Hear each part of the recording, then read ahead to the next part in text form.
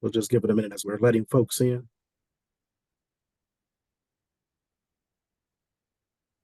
Alex, will you be able to give me the high sign when we've reached capacity? She said yes. We are. Okay. So we're ready to go, ma'am? She'll give you high sign when we get capacity. We're still going. Okay. We're at 43 and there's more still joining. Hello, everybody. While you're joining, we're just waiting for everyone to enter into the space. Mm-hmm.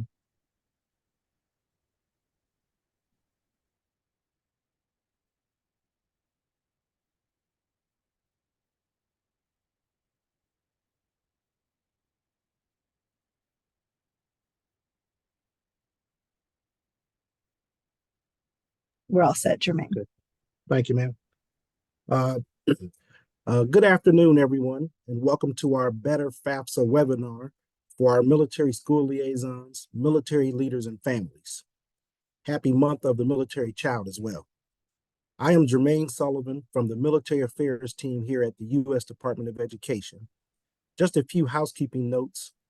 Please keep your systems muted and post any questions in the chat or the Q&A area that you may have. We're going to do our best to get through as many questions as we can today. Now for our agenda. It is a pretty straightforward since we want to maximize our time and get you the answers you need. We will start with a welcome and overview of changes to our Better FAFSA by our Deputy Secretary, Cindy Marten, and then move right into our Q&A, which will be conducted by staff from our Federal Student Aid Office, Ms. Melanie Story and Ms. Bonnie Luttrell. So to get us started, I'd like to introduce our host to you today, U.S. Department of Education Deputy Secretary Cindy Marten. Deputy Secretary Marten has served in this role since May 11, 2021, and prior to joining it, she served as the superintendent of the San Diego Unified School District since 2013.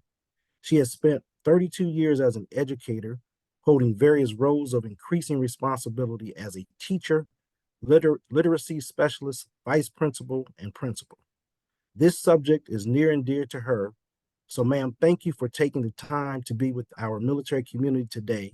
And thank you for your support of our military connected students. And I'll turn the mic over to you now. Thank you so much, Jermaine. I appreciate it. And to everybody that's joining, including the team here at the department that you're going to hear from very shortly. Let me just jump in. I'm going to share some slides with you. And here we go. Thank you. We'll just jump right in on this and have a conversation. But by way of overview, the fact that you joined means you care a lot about our students and you want to make sure you have the support you need to support our students. So thank you for taking the time. Thank you for participating in this National FAFSA Week of Action. I'm really excited to do this with you because I know that you're going to make a difference. I also have to thank you for your service and for your interest in students and what their higher education hopes and dreams might be. Just by way of brief introduction, this is my 34th year in education, and I spent many years in the classroom, 17 years as a classroom teacher, and as Jermaine said, I was a superintendent in San Diego Unified School District for 8 years before coming here to Washington, D.C. to serve in the Biden-Harris administration alongside Secretary Cardona. So I bring a lot of that 30 plus years of experience to this work and my passion for making sure we deliver what students need when they need it in the way that they need it.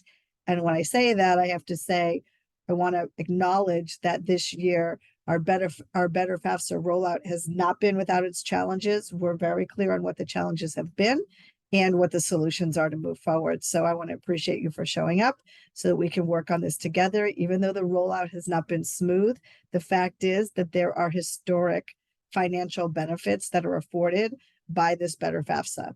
It is redesigned and it needed to be done. It needed to be redesigned. There's broader access. It's easier or simpler to fill out for most students that can fill it out in 30 minutes. And it will unlock billions of aid and students to help achieve their dreams. And when you think about where we are with the Better FAFSA, it delivers. We'll go to the next slide. It says it all right here. I wanted to be clear that students, as long as they fill out the FAFSA, it's going to deliver nearly $7,400 per year, which is the maximum Pell Grant award, to more than 5.7 million students. When we talk about unlocking $7,395 in federal aid that a student does not need to repay to help cover the costs of college, we understand how important it is that all students who have access, who deserve access to this, get it. This Better FAFSA is going to ensure that 665,000 more students are going to receive the federal Pell Grants to pay for college, and more than 1.7 million more are going to get the maximum Pell this year compared to last year. So you want to make sure that all kids fill it out so they can access the money and nobody's leaving not even one penny on the table. So here's where we are with the timeline. If you look at what it is since we opened up the FAFSA form and what's happening, the 2024-2025 school year FAFSA timeline, students and families should be completing it. The department has started transmitting the FAFSA information to colleges and state agencies for processing. And now we're having the colleges review the FAFSA information for students who applied for admission, and the letters are beginning to be sent out to students. And now in the April-May timeframe, students can make their college decisions. But it all begins, like I said, with filling out the FAFSA. And we know that there's a lot of ground to cover. Some students haven't done it. We are behind this year in the students who have filled out and submitted their FAFSA than we have in other years. We acknowledge that we're behind for multiple reasons, but most of those reasons have been solved. And so any student who hasn't done it yet, there is still time and there is money on the table that they can access by filling out this form. And so that's why we're launching this week, starting yesterday, into our week of action. This National Week of Action is where we're kicking off our FAFSA Fast Break campaign. This is our national effort to drive the FAFSA submissions among our high school seniors and returning college students. And we want to build on this ongoing work. We've been working on FAFSA submissions since January, since the rollout of the new form, but we've built up the momentum to this week of action so we can work with you and the students that you work with to make sure that we are driving submission rates. So the message is simple.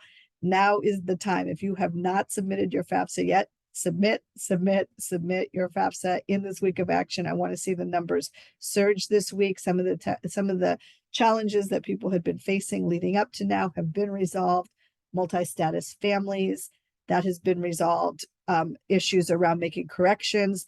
Students can now go in and make corrections if they needed to do that. That is live and they can go in and make corrections. So we have developed all kinds of resources to help you in your weeks in this week of action. If you can look at the next slide, you can see we develop these resources and we update them regularly. So if you haven't been to studentaid.gov, check out our webinars, our pro tips, our toolkits. If you're hosting a FAFSA night or night of action or weekend or pep rally or whatever you're doing to drive FAFSA submissions, you don't have to make up PowerPoints on your own or checklists for families or for students or for counselors. We have resources that you can use. They're plug and play. They will help the students, the parents, the teachers, counselors, school administrators navigate the new form. You don't have to make up your own PowerPoints on this. We have things for you that you can use. Always follow our social media pages to make sure you have the most up-to-date information and the updates that we have on the FAFSA. We keep things live. We keep it fresh. We talk to people all day, every day, and we get feedback from the field and quickly update things as we go. If you haven't seen our YouTube channel, on the YouTube channel, we have a video that has common FAFSA questions that are answered in short little video clips. We know the consumers right now like things in quick bites. We also have recordings of webinars. We've been hosting national webinars since January. We've recorded almost all of them, so you can go back and watch them if you have questions. I can't think of a question yet that hasn't been asked. We even put step-by-step how-to tutorials if people are looking for what kind of tutorials they need to figure this out. It's all on there. If you can think of something that we don't yet have a tool for, tell us and we'll make the tool for it. So here we are now at the national call to action, and I'm asking for you all to get involved. I think we can work together to ensure that every high school senior and every college student who wants to attend college this fall has filled out, submitted that Better FAFSA form. What is your call to action? Host an in-person or virtual FAFSA week of action, FAFSA submission event. Do an email campaign, a text campaign, send push notifications to your students using your student information systems that you may have, and show people how to submit the form. Include details around the week of action, put it in your newsletters, put it in your webinars. I can't pretend to know all of the different ways, that you communicate with your students, but you have your channels literally and figuratively. Use them and get the information out. And if you have success stories about one of your FAFSA events, share them with us. Use the hashtag on social media, hashtag FAFSA Fast Break, so we can know about it and build the momentum in that way. So those are the highlights, but I want to dig into some questions now because I don't want to get in the way of you being able to ask questions directly to our team here. We have experts on this call right now, live and in person, to answer your questions. You've submitted some ahead of time. We'll go through those, but we want to be able to answer anything. I just want to close by saying thank you for everything that you're doing for your students and for our families. And I'm going to hand it over to Melanie and her team so we can take your questions. Thank you so much for joining. All right. Thank you, ma'am, so much for that overview. Just a reminder to everyone, if you would, please post your questions in the chat or the Q&A area. We're going to begin by some of the questions that were submitted during registration. So we'll start with those now. The first question is, my daughter and I just received a message on 26th of March stating that errors were found in our application. No explanation was provided as to what needed to be corrected and when we can make those corrections. Exactly when can we make the corrections? Thanks so much. I am happy to hop in here. Just let me extend my thanks to everyone for spending some time with us this afternoon, and happy to answer your questions. So we have opened corrections broadly. So the corrections capability is now available on studentaid.gov.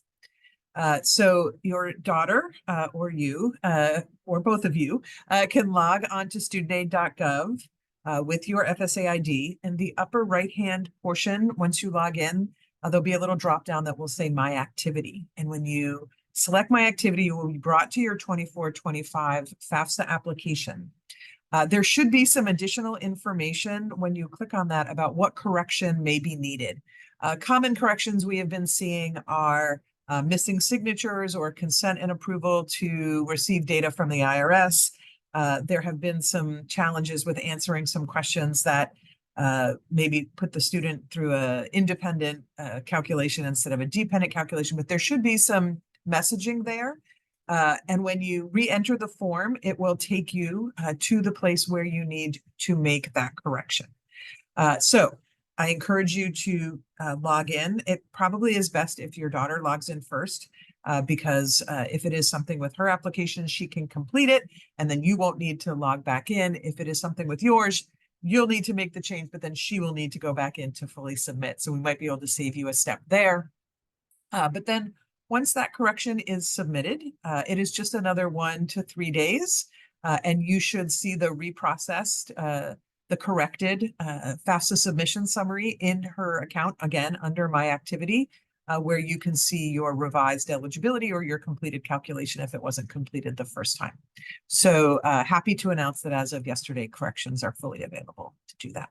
And I think it's important that you say that, Melanie, because some of you that have been working on the corrections and you haven't been able to do it, it wasn't available until yesterday. And so if that's something where you felt like you were stuck, like I can't make a correction, you can now. That is new and it's working. I know, Jermaine, you have other questions teed up, but maybe Melanie, the one in the Q&A over here is kind of similar to what you just answered. Jeff Gall was saying that this is my son's first year of college. However, when we try to complete the FAFSA application online at studentaid.gov, it continues to loop when we try to sign the application. It goes back to verifying information and we go through the process again until it asks us to sign and it loops back again. It sounds like he's in a loop, this gentleman here, Mr. Gall. So that's similar to what you were just answering. So I'm just linking it. Jermaine, I didn't mean to take over your questioning because you have more to ask too. Oh, no, ma'am. That's fine. That's fine. Okay, go ahead, Thank Melanie. you so much. Yeah, so there are some known issues with some looping, but my understanding is that those had been resolved. So I'm not certain when you were last in to go in and see if you can go ahead and sign. I would suggest if you are not able, if you are still getting this looping error, and there are a number of circumstances. There's these. It sounds so simple, like, oh, but there are different circumstances by which you might be triggering that error. and it is hard for me to diagnose just based on what's here. But what I can say is I would ask you to go back in now and see if you are continuing to have that error. You know, one of the benefits of these calls, I will say, is that if you are still having it, I welcome you to just reach out to me directly, and we can try to track down the details of this particular issue. And so just for for email conventions, it's first name, last name at ed.gov. So melanie.story@ed.gov. If you go in and now that corrections and some of our additional fixes are not working for you there, please reach out to me and we'll figure that out. Melanie, expect your inbox to be full because now Matt Davis says regarding the looping, I was in an hour ago and it's still looping. And Jeff Gall just said, I'm in right now and tried and still have the same issue. Okay. I've been with DOE since March. So Matt and Jeff, Melanie .story@ed.gov. You can email her directly. That's okay. That's what she just asked you to do. Indeed. Thank you. Okay, thanks. The next question we had was, please explain the step-by-step process to a better FAFSA. I know we have some resources for that, Melanie. I'm sorry, I'm not seeing the question. So please explain step-by-step process to the Better FAFSA. So to access the FAFSA, you want to go to studentaid.gov. That is the front door of FSA and the Department of Education in terms of applying for federal student aid. And so you will first need to create an FSA ID for the applicant. So your student, your child, unless it's you, which is also great, but for the applicant, we'll need to create that FSA ID. If this is a child dependent, what we call a contributor, but generally your parents, who will also be supporting you in your higher education and in that journey, it doesn't mean you're automatically a financial contributor. You are simply a contributor to their application for federal financial aid. You will need to create those IDs, and then you can access the 2425 FAFSA form there. It is a online. Skip Logic will only present you with each of you with the questions that you are required to answer. So the student will be presented with the questions that we need information from them. Parents or contributors similarly, but most important, and you've heard me refer to this already, is making sure that you provide your consent and approval and your signature. This is for us to retrieve your income information directly from the IRS, from your 2022 taxes, and that will provide us all of the information we need in order to calculate eligibility for federal financial aid. And you would receive that calculation within 1 to 3 days. And you could view that again by logging back into studentaid.gov and viewing my activity. All right, thank you. Next is, as a military families are stationed overseas, we are having complications of having overseas phone numbers and addresses. Any tips on that?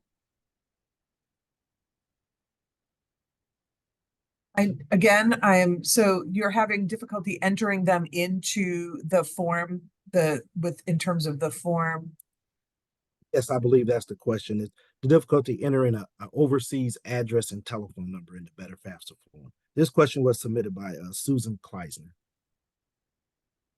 We can take that back. I'm not aware that we are having, or I haven't seen issues related to either the phone, certainly not the phone numbers or the addresses. So let us take that back and try to pull together some workarounds to make sure that we can have your proper contact information. One clarification for me is this as it relates to creating an FSA ID, or is it about filing the FAFSA form itself? I believe we collect some of that information in the FSA ID creation, so that would be a different system. So I want to be able to unravel where that problem might be occurring. And I am watching the chat, so if you can answer that, I can track that down. All right, thank you. The next question is from Ms. Tess Foster.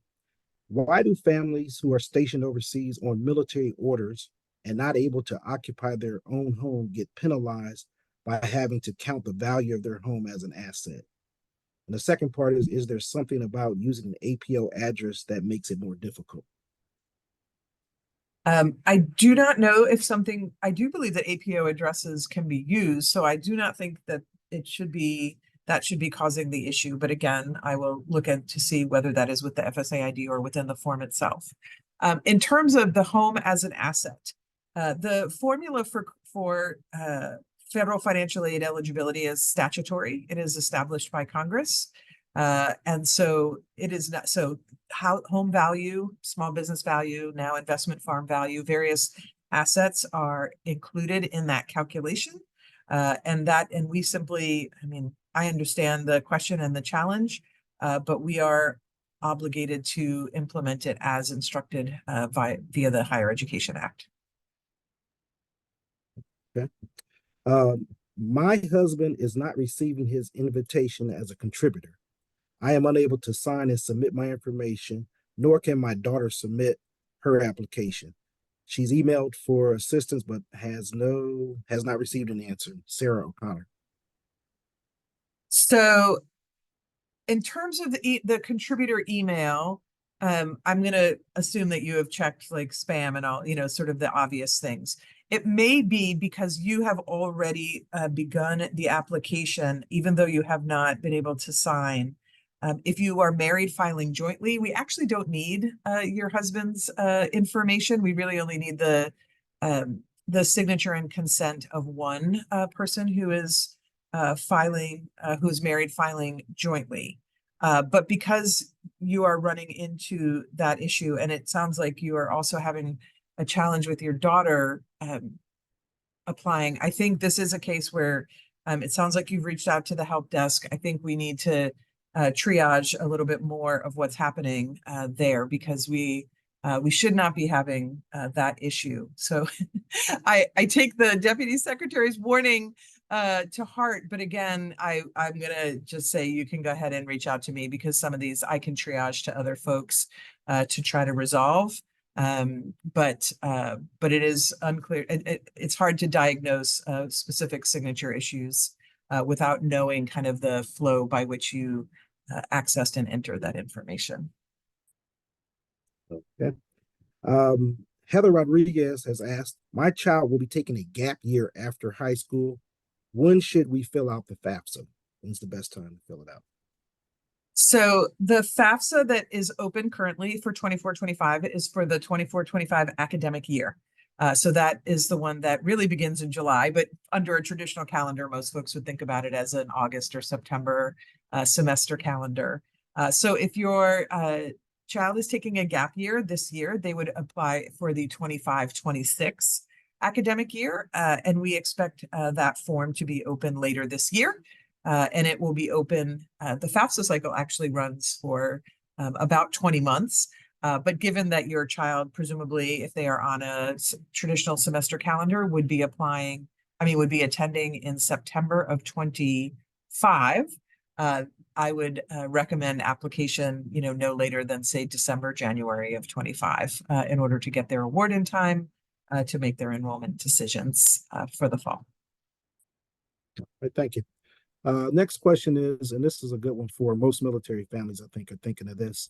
Could my dependent benefit from FAFSA on top of my GI Bill when he goes to college? The answer is yes.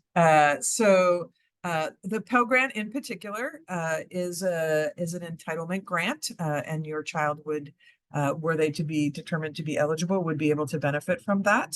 There are other federal financial aid programs that could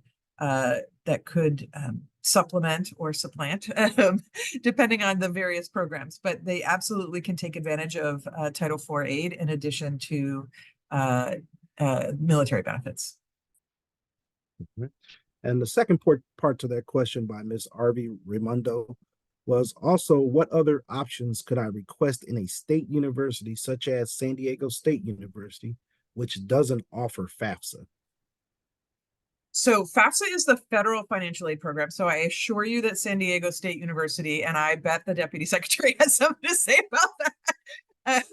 Yes. They definitely honor the FAFSA, and they would receive information from us. And should your child be eligible for Pell Grants, work study, SEOG, or any of the federal loan programs, San Diego State would enable you to access those funds.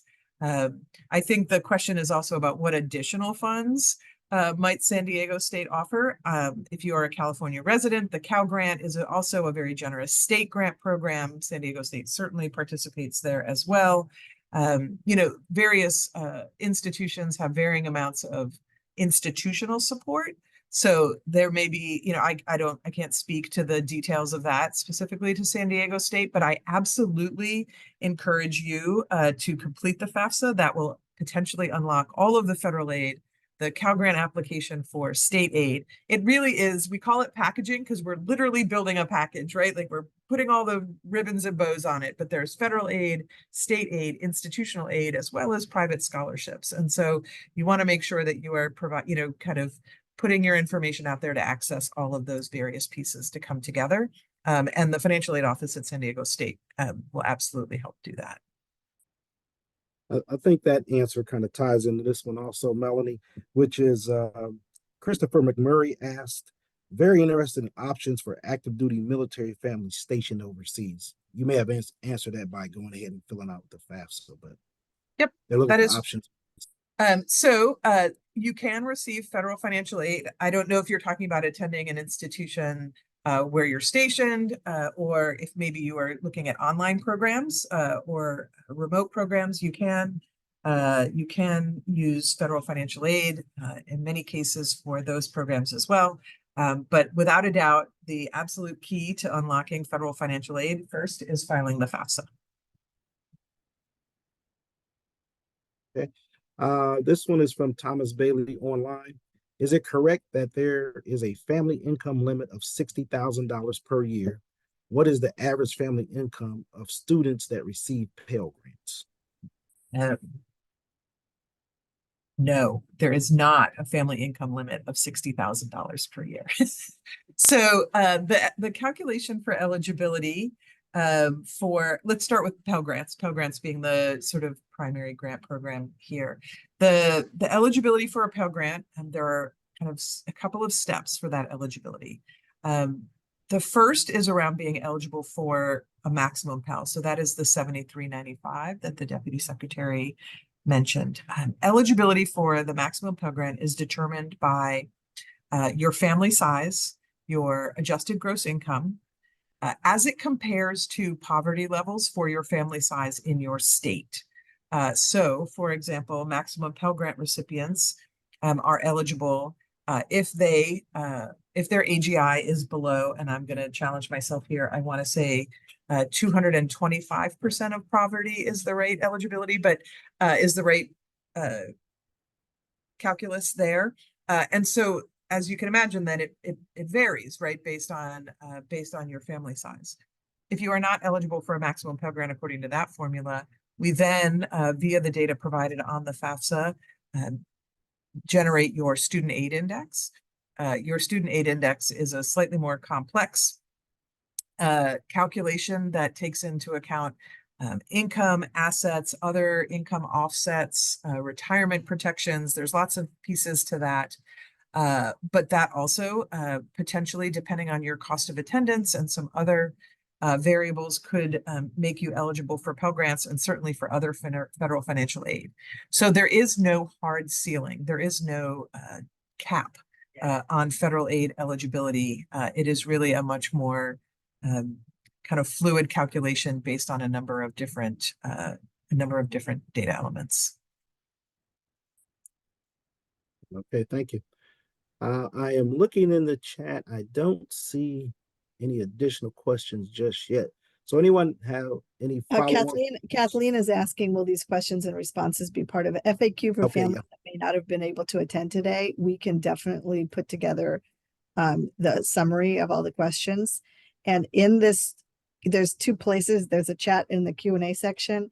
The anonymous attendee that's putting links in the Q&A, that's us.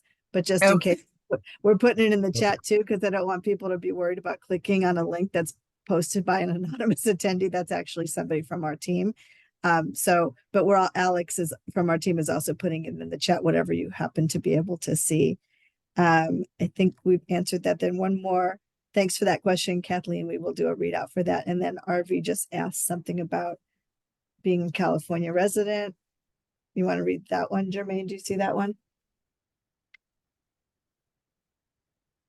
I think Jermaine is frozen. I see it. So the question is about someone on active duty currently stationed in Maryland. Can their child take advantage of the Cal Grant?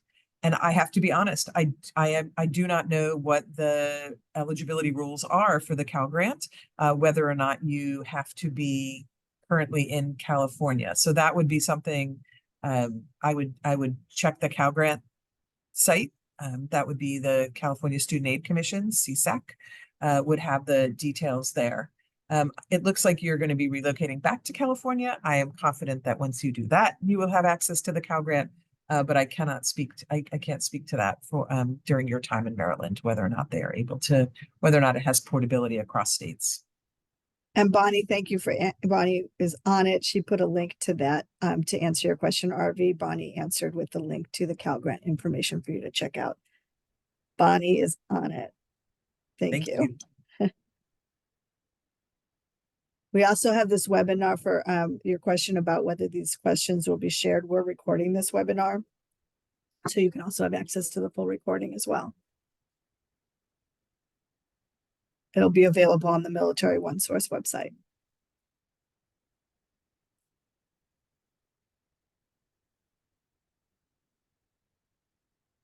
Other questions? We lost Jermaine. He's probably trying to log back in. Melanie, you and I are running the ship now. It's a scary, scary time. Ask your questions now. We lost Jermaine. I know he's trying to get back on. Any other questions? I'm just scanning through everything. Don't see any more. Well, those of you that are military liaisons, just know you are so important. I know there's lots of different stakeholders on the call for our military connected youth, but the work I did in San Diego with a very high enrollment of military connected youth, my military liaisons were just my right and left hand to be sure that we were meeting the needs of our military enrolled students in San Diego. So I'm going to give a special thank you to all of you for doing that work. I know you are essential, an essential person to link information for students. And as a superintendent, I greatly appreciated your ability to teach me what I needed to give our students some support. Somehow I saw someone's hand was up. I'm not quite sure what to do with a hand raised over here. Did you see that? I don't know if that means they can come off mute and ask something, or they can type it in the chat. I don't think we have the ability to go off mute. So whoever hand was raised, if you can type your question in the chat or in the Q&A, we can try to answer it, but your hand's not up anymore. So I'm not sure what to do to help you.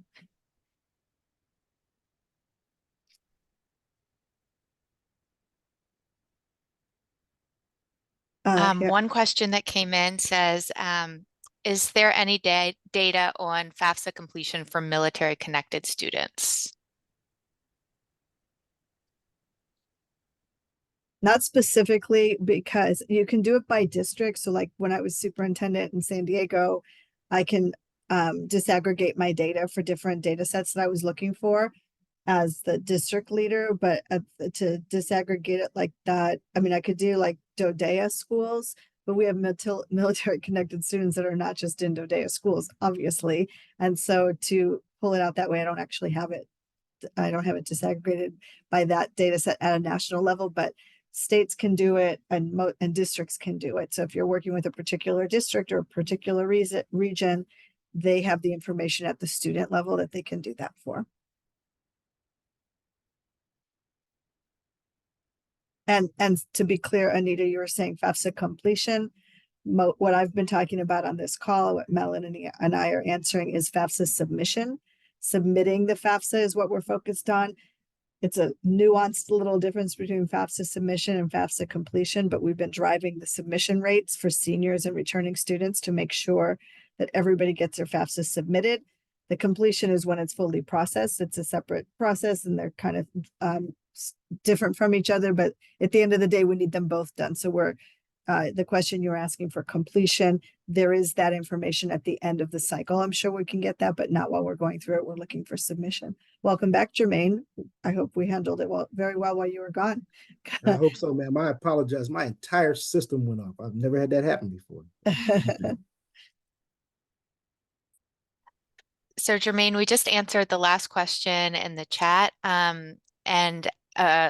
The only other thing that I see is some folks are asking if this recording will be made available on Military OneSource website. Yes, we can make that available on Military OneSource. That's not an issue.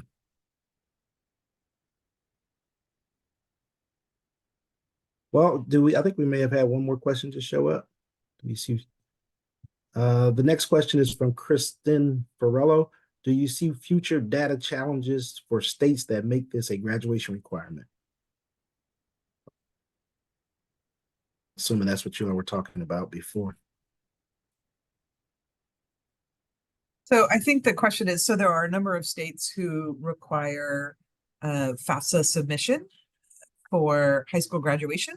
I think generally we find that to be a positive. Sometimes opens people's eyes to the options that are available to them. I think, while we have had a delayed implementation this year, which has posed some challenges for folks to make sure that they are meeting that requirement, I don't expect that to be an issue in the future. And so surely we will be able to have the FAFSA form open and available for folks to complete that requirement before they leave high school, and hopefully encourages them to pursue post-secondary education. Okay, thank you, Melanie. We've got just a few more minutes here. Did we have any more questions? Anyone have anything else they want to put in the chat?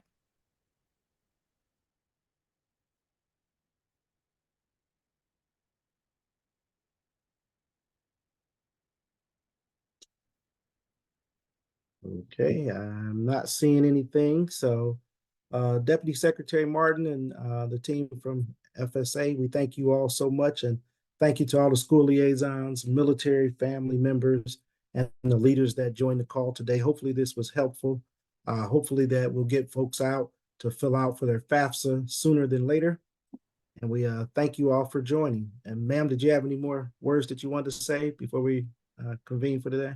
No, I'm just a very data-driven person, and I check the numbers daily on FAFSA submissions. So I know that after this call, I'll give it a day, then I'm going to expect the numbers to go up, because I know you all are going to activate your resources and your supports to make sure that every single senior gets access to the dollars that should be available for them to make their college dreams come true. So I'm going to watch the numbers go up, and I'm going to say, thanks to this call, you helped contribute to this week of action in a really powerful way that yielded more students filling out their FAFSA and submitting it this week.